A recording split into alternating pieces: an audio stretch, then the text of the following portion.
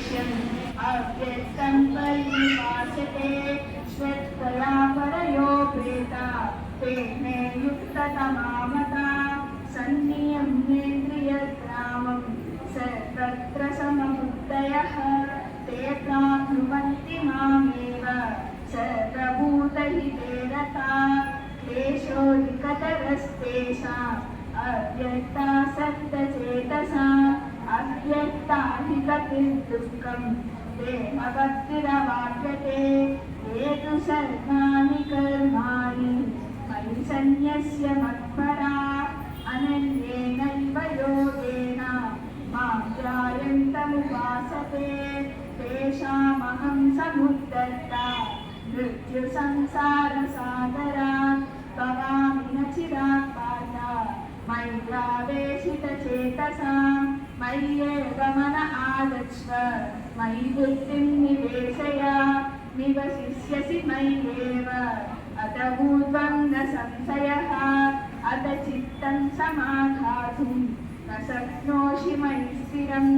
अभ्यासयोगेन ततो मामिच्छाप्तुं धनञ्जया अभ्यासेऽप्यसमर्थोऽसि मत्कर्मपरमो भव मदर्थमपि कर्माणि कुर्वन् सिद्धिमवाप्स्यसि अथैतदभ्यसक्तोऽसि कर्तुं मद्योगमाश्रितः सर्वकर्मफलत्यागं त्यागश्चान्तिरनन्तरं श्रेयो हि ज्ञानमभ्यासात् ज्ञानात् ज्ञानं विशिष्यते ज्ञानात् कर्मफलत्याग त्यागश्चान्तिरनन्तरम् अद्वेष्टा सर्वभूतानां मैत्रः करुण एव च निर्ममो निरहङ्कारः समदुःखः सुखक्षमी सन्तुष्टः सततं योगी यतात्मा दृढनिश्चयः मय्यर्पितमनो बुद्धिः यो मद्भक्तः स मे प्रियः यस्मान्नो विजते लोको लोकान्नो विजते च यः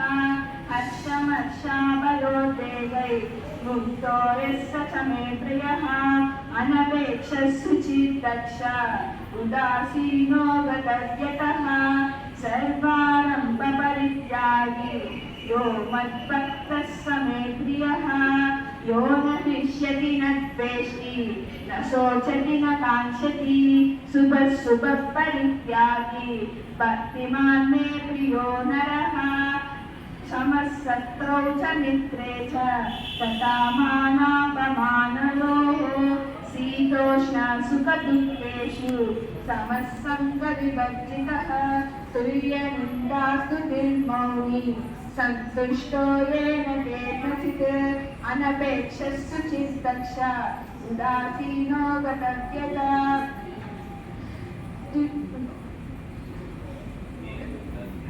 ये तु धर्मामृतमिदं यथोक्तं पर्युपासते श्रद्धदाना मत्परमा भक्तास्तेऽतीव मे प्रियः। धन्यवादः।